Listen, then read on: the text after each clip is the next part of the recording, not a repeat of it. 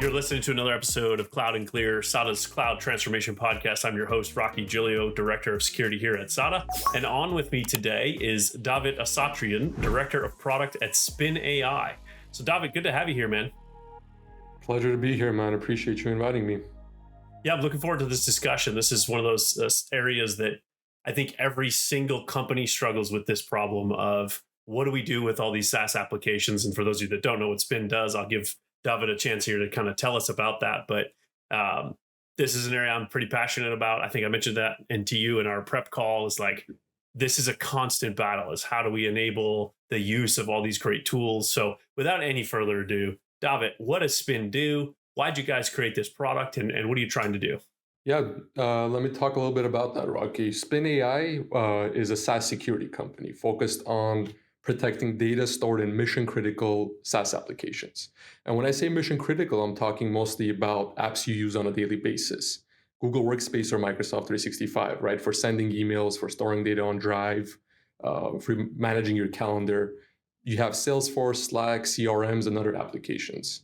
And what we do is we do security through our all-in-one platform, Spin One, which has multiple modules around it. So shadow IT, data leak, data loss, and more. So the main issue that you brought up, which I want to discuss today as well, is shadow IT, right?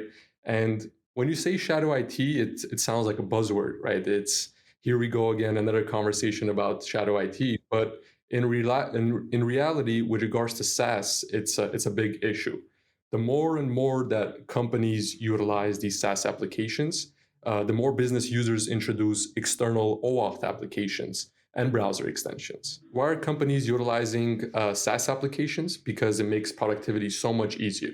You can store data on your drive, you can share files, you can access your files from wherever you want, right?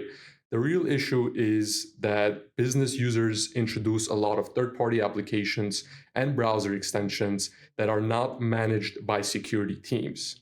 These are apps that live outside of your SaaS application, right? They're not part of Google, they're not part of Microsoft, but have access to core SaaS data. So when I say third-party apps, also think of anything you can sign in with Google to, right? You create this authentication token that has access to your data. Or an extension is any plugin that you introduce to your browser. These apps have access to data, to company data, right, which can be sensitive, and they can also be potentially risky. So let's drill in there because that's I think what you just said, the subtlety of that can be missed, right?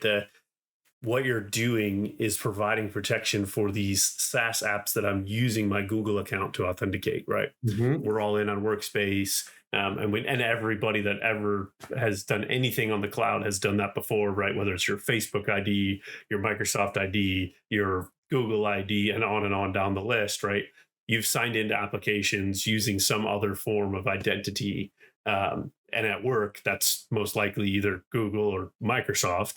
And so one of the challenges that I see is the productivity is real. Like getting these access to these tools is super valuable to me as an employee. I mean, just personally, it's a huge problem, right? I want to use certain tools inside of SADA and like IT security is like, nah, you can't use that, right? So tell me about that. Like that's I think a differentiator for Spin is you guys are doing something there that a lot of others aren't. They're providing, I think a lot of other players in this space are like, yeah, we give IT a tool to approve or deny access to applications. But if I understand correctly, you guys are taking a very different approach here and how you're doing that. So let's drill in there to explain that to us. Like what's really that difference when you say, it's that data that we're exposing? What are you doing differently from Spin's perspective? That's a great question. So in order to explain what Spin does, it's important to also understand the pain points, right?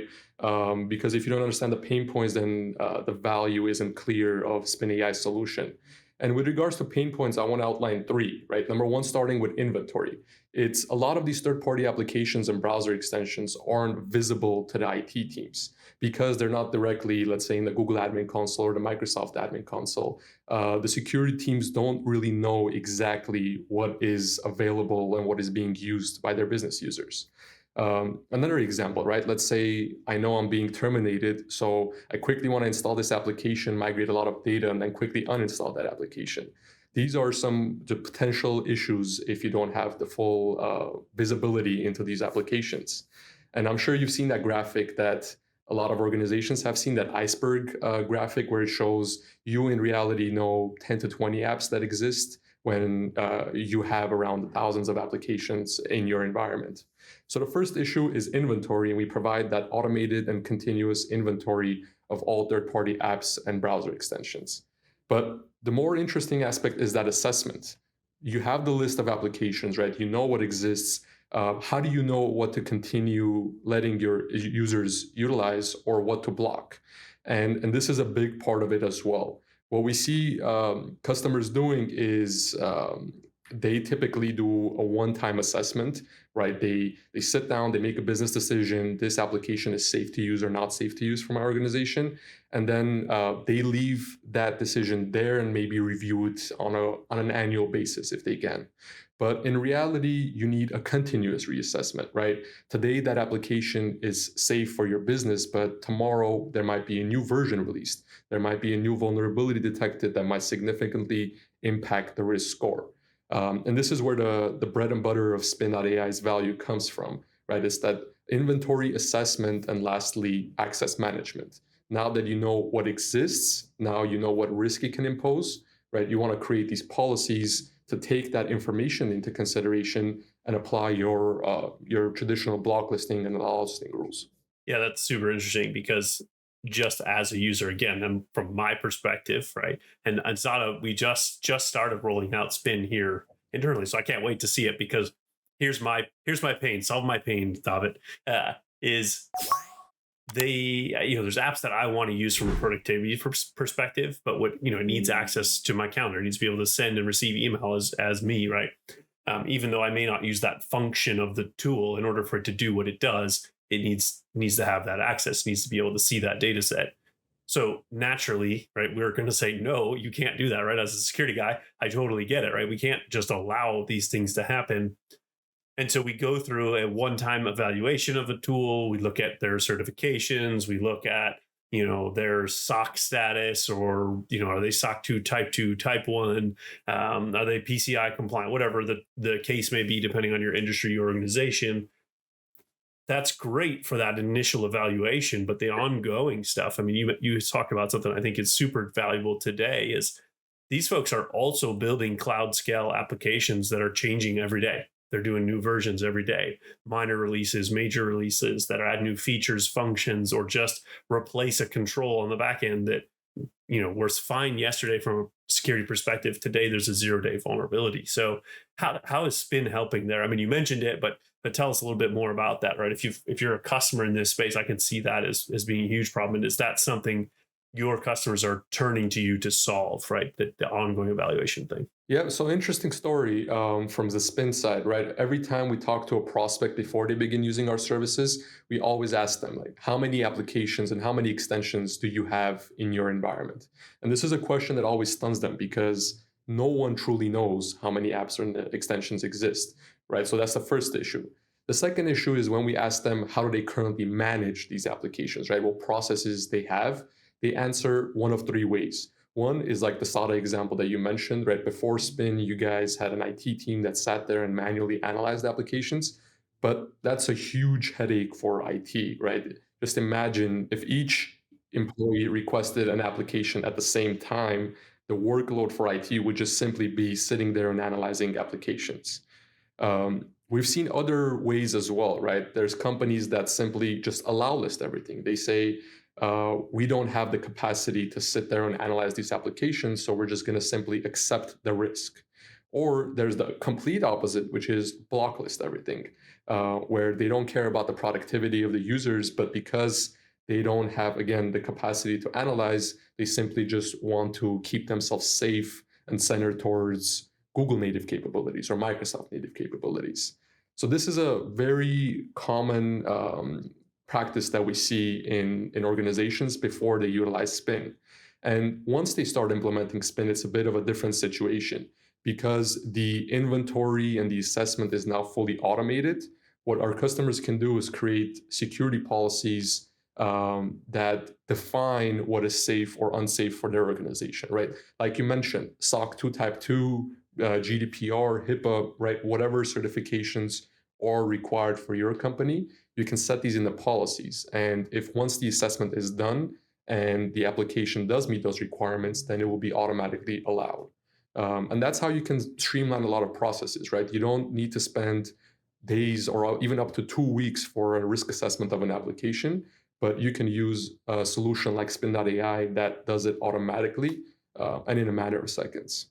Yeah, that's super useful. I mean, just the amount of time, and that is kind of the SADA's IT approach. Again, we get it, right? There's an approval process. It takes manual time to go through, reach out to that vendor, download their documents, read through all those things and their statements and their audit reports, right? I mean, that's just super tedious work that takes a massive amount of time. So we have just shy of 1,000 people here, or something like that.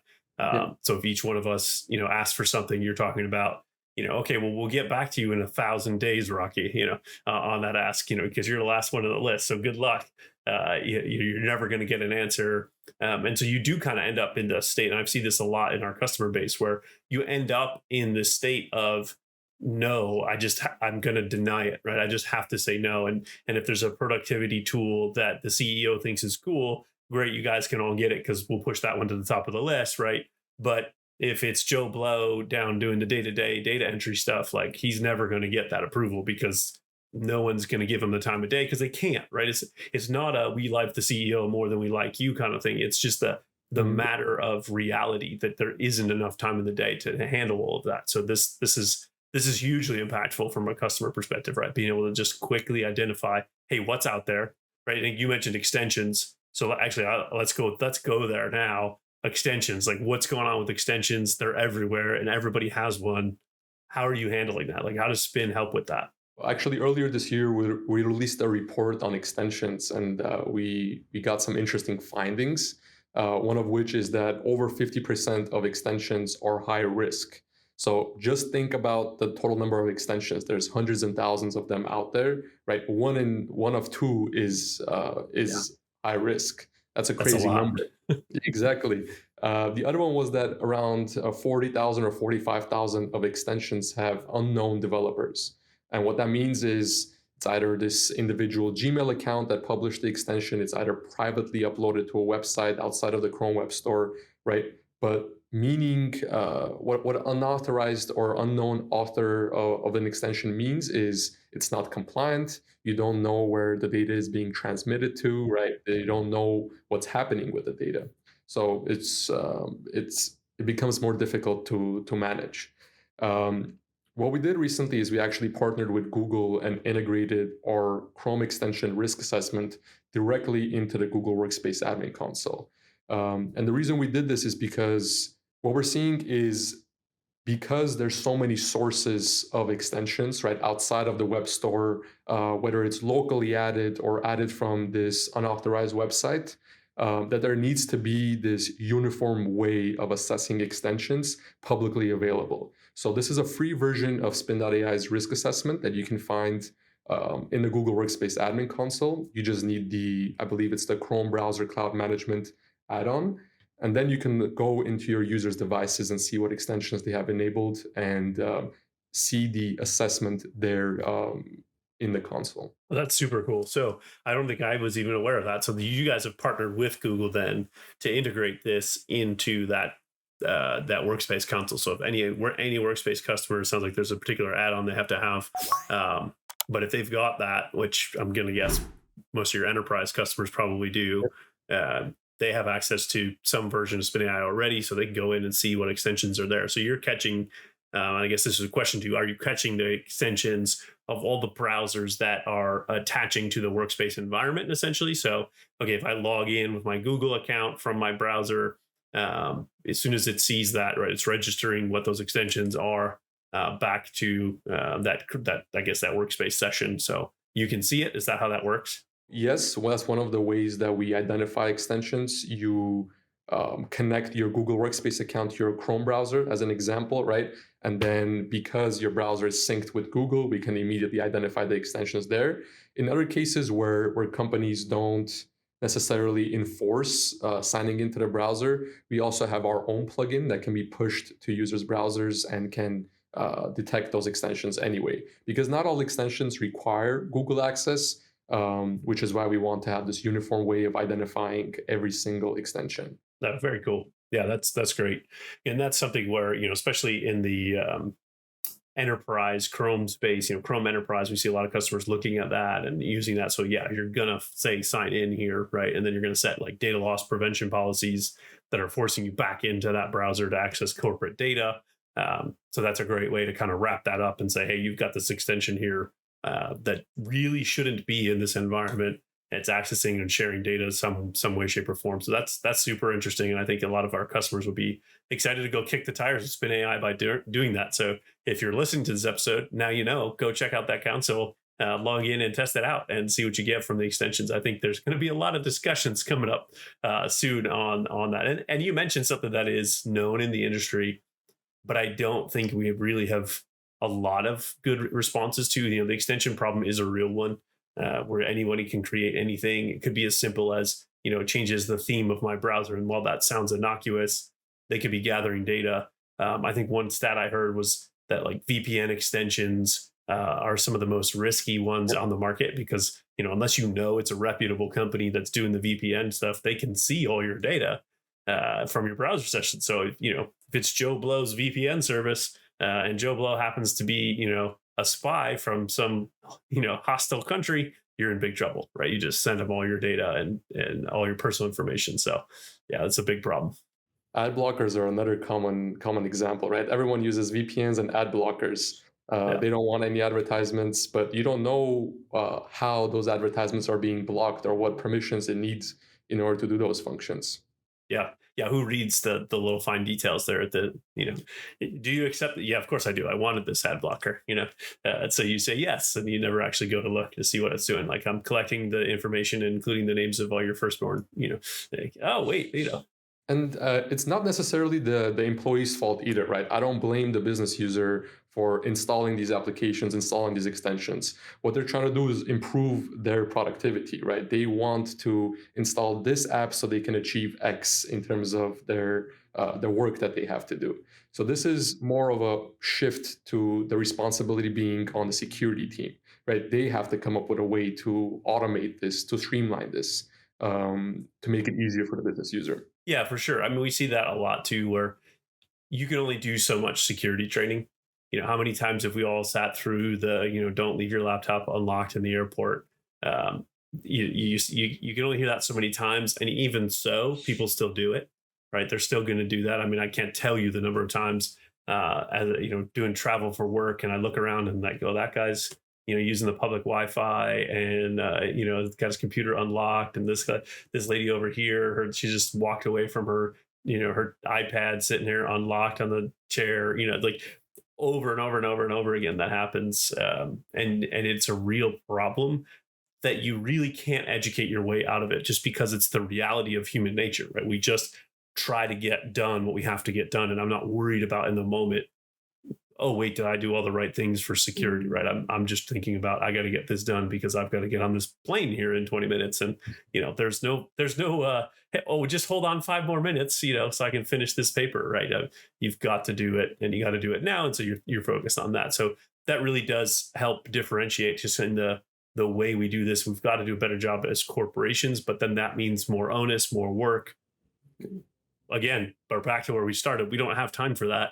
And so this sounds like Exactly. a great way to help, one, make it easier for our users to get things done, and then two, reduce the burden on us, because we have to take that on, and deliver that back to our users so they can get their work done in a secure way, and not rely on a bunch of training videos that no one's going to watch, right?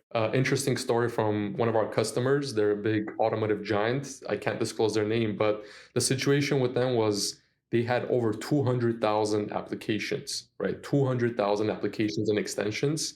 And before they came to us, they projected that it would take them 2 years to sit there and analyze and make decisions on these applications.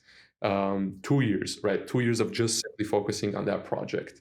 And after implementing Spin AI, they were able to do the deployment, the inventory, everything, the access management, and bring it down to, I believe, the core 10,000 applications, all within a matter of a month or two. Yeah, it's amazing. In fact, I pinged our IT team before we jumped on this podcast, just like, okay, guys, I know we're a customer, but what have we done so far? And they're we're just rolling it out. But we chose them because it was super cost effective, easy to deploy, tons of return on this, the amount of time it's going to take us to get this up and running, and what we're able to do. So what you said, I know I've heard echoed from my team as well. But then here's that's a great example, right? 2 years and how many man hours, right? That's not just one person for 2 years. You're talking about a whole team for 2 years, and of course, no one's going to do that, right? But here I put a tool in, I put in a month's worth of effort, here and there, a month or two of effort with my team, and I can get through a lot of data and then put protections in place. Yeah, that's hugely valuable to organizations. So I guess on that note, um, how much does this cost? Like, what are the packages? How do folks get Spin AI? Do they bundle it all up on the users? Is it based on the number of apps you assess? Like, tell us about the packaging there and how they can go kick the tires. Great question. So it's user based, right? We make it very simple for organizations. You don't have to think about specific configurations, how many apps, this and that. It's per user, and it starts off for just the risk assessment, access management, in conjunction with our SaaS security posture management offerings at $3 per user. We also do offer other packages that include ransomware protection, DLP, and backup, which can be also all uniformed together on the Spin One package, but you can combine whatever is necessary for you. Yeah, very cool. Yeah, love it. Easy, like, make it easy. Everybody needs something like this in their environment, and so that's a great way to just kind of say, hey, we've got to do a better job protecting our users from these extensions, from these SaaS applications that are all trying to use. But we also don't want to get in the way. I mean, the productivity loss is real, right? If you've got someone who is busy every day, and they're like, hey, if I just had this AI tool or whatever it is, and they go out and try to use it, I mean, that comes up all the time. It's like, hey, have you seen such and such a tool? Oh, that would solve this problem that I'm having. That sounds great. And like, nope, can't use it. So there goes 4 hours of my week that I can't use or can't get back because I can't use that tool, and for good reason. Um, and I'm saying I can't use, like, you get what I'm saying, right? Yep. Any user could be in that boat, or like, I want to use this tool because it's going to save me time in my job, but I can't use it because of security. And then, security becomes the bad guys. The vendor management office, whoever else is involved in that decision making process. Everyone just hates them because all they do is tell me no, I can't do stuff. And the reality is, there's a real risk to the business if you don't do this right. And so it sounds like you guys have a great solution here to help make that easier, not increase the costs to the organization. And you're already integrating into some of the leaders in this space, right? You're integrated into the Workspace platform. So being able to just say, hey, you have this, go check it out. And then you want to really use us for protection and ongoing, analysis of your environment, then, here, easy peasy. How many users do you have? Let's go. Yeah, I love it. So, future state, just kind of looking forward. What's next for Spin AI? What are some of the things you guys are working on that you want the world to hear about? And then we'll wrap it up there. With regards to what we're working on, like I mentioned, we just did the Google integration. Now we're focusing more on, okay, we do this assessment and we do this reassessment of applications, but we want to directly focus on where this data is being transmitted to by third-party applications and extensions, right? What we noticed is, like we learned from, let's say, the LastPass example, right? It was breached where a lot of sensitive data that was regularly stored in these buckets that were deemed safe are now being transmitted to a different location. We want to be detecting that firsthand and alerting our customers or blocking these extensions immediately. So we have a huge focus on managing and monitoring external communications and where data is being transmitted to. Another thing is identifying sensitive topics that lead to bad guys creating extensions specifically for that manner. So I'm sure I'm going to use another buzzword here, fake GPT, chat GPT, whatever the case is, right? What we've noticed is a significant increase in the number of fake AIs created on the extension stores, whose sole purpose is to take the data and use it for malicious purposes, simply put. Yeah, no, those are two great use cases. I mean, the AI one is only going to get worse before it gets better. It is a very useful tool, right? I mean, I think every day now I use some form of AI. Well, I mean, we kind of already were doing that, but you know what I mean? This specific, like, auto GPT, chat GPT type stuff, where we're all doing that now every day. Bard from Google, we're all using these things, Yep. and you could very easily say, hey, I want to create this image, and oh, here's some new site that will do image creation, and it's like, oh, give me the name of your social security number of your grandmother, and I'll let you create this many free images as you want. And you're like, oh, okay, but you know what I mean, like that does happen, and they need access to data. These platforms need access to data to do what they do. So they're going to ask for it, and of course, if you don't give it, then they can't do the cool AI gen stuff, right? And so now you got a problem. And so, oh yeah, sure, then just give it access and it'll work. And again, we're going to get stuff done. People are going to say yes, and yeah, that's a great focus area for the future. I'm excited about that. And then obviously the data is tied to that, right? We gotta know where the data goes, because yes, one thing to say it's normal for a productivity app to ask for access to email, calendar, and your Google Docs or whatever. Like, sure, that seems normal. The question is, where does that data go? What are they doing with it? If they're doing anything beyond just scanning your calendar and helping you schedule, right? Hey, why did you download all my contacts and send it over here, right? That would definitely be good to know. So, Davit, appreciate your time, man. This has been great. Good conversation. Very excited about what you guys are doing. And yeah, folks want to learn more about you. How do they find you? Sure, they can access our website. It's simple. It's our company name, Spin.AI, right? There's a lot of information there. On top of that, what I would recommend is to take Spin for a spin, as we like to say, because no matter how much I talk about it, right, or how much you can read about this topic, it's better one time to see how many applications actually exist in your environment and do a free trial, in comparison to just hypothesizing that I only have 10 to 20 apps that I'm already managing. So I would recommend a free trial, but otherwise you can find us also in Google Workspace now with the Chrome browser cloud management add-on. Love it. Davit, been a great conversation, man. Again, appreciate you joining us here today. If you want to learn more about Spin.AI and what they're doing, again, check them out, Spin.AI. You can't miss it because the name is the website. And reach out to Davit and myself, and we're happy to help answer any questions. Again, thank you, Davit. Very much appreciate it. And hope that this works really, really well for us. And then the next time we talk, I'll be telling you how many extensions I have in my browser now. So Looking forward to it, man. Thanks for having me. Thank you. Thank you for listening to Cloud and Clear.